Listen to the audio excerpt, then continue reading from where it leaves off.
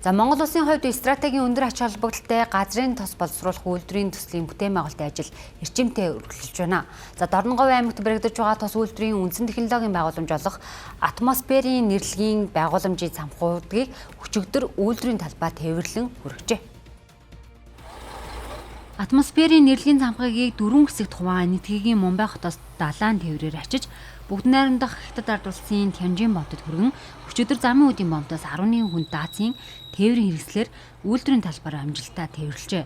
За энэ үндсэн технологийн байгууламжуудын инженерчлэл, зураг төсөл, 3D модельийг Энэтхэг улсын төрөмжид Engineers India Limited, Испанийн Intexa компани боловсруулж хоног төхөөрөмжүүдийг газрын засны үйлдвэрийн бүтээн байгуулалтын ерхийг гүйцэтгэгч Мега инженеринг компани болон Энэтхэгийн бусад томоохон компаниудад үйлдвэрлэжээ. Монгол улсад баригдаж буй газрын тос боловсруулах үйлдвэр байгуулах төсөлд гар бие оролцсон хүч хөдөлмөрөө зориулж буй гадаадын болон Монголын инженер мэргэжилтнүүдийн хувьд өнөөдөр бол онцгой үйл явдал тохиолж байна. За учир нь бид үйлдвэрийн талбайд атмосферийн нэрлэгийн буюу хамгийн үндсэн технологийн цамхгаа бол татан авлаа.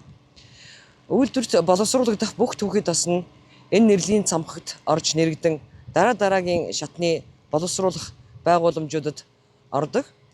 Ийм учраас энэ цамхгийг бол Modern Unit буюу их байгууламж гэж нэрлэдэг. За ер нь манай газрын тос боловсруулах үйлдвэрийн бүхий л байгууламж, техник тоног төхөөрөмж нь олон улсын нефть химийн салбарын хамгийн орчин үеийн стандартад нийцүүлэн Монгол орны онцлогт тохируулсан тусгайлсан шаардлагын дагуу зохион бүтээгдэж үйлдвэрлэгдэж байна. Үйлдвэрийн талбайд буулгаад байгаа нэрлэгийн цамхаг нь 60 м орчим өндөр, 3.2 м-ийн диаметртэй 245 тонн жинтэй байгууламж юм а. За 4 хэсэгт хуваан тээвэрлсэн энэ цамхагийг сар хагасын хугацаанд холбож гагнан хэд хэдэн үе шатаас сорилт тестүүдийг хийж доторлогоо тусгаарлалтын ажлуудыг гүйцэтгсэний дараа механик инженерийн өндөр наривчлал шаардсан өргөж сорилуулах ажил хийгдэх юм а. Энэ цамхаг болон зарим хүн төхөөрөмжийг 1250 тонны даацтай кранаар өргөж сорилуулна. За газрын тос боловсруулах үйлдвэр болон түүхий тос дамжуулах хоолой инженерчлэл, зураг төсөл, тоног төхөөрөмжийн үйлдвэрлэлийн ажилд 10 гаруй улс орон оролцож байна.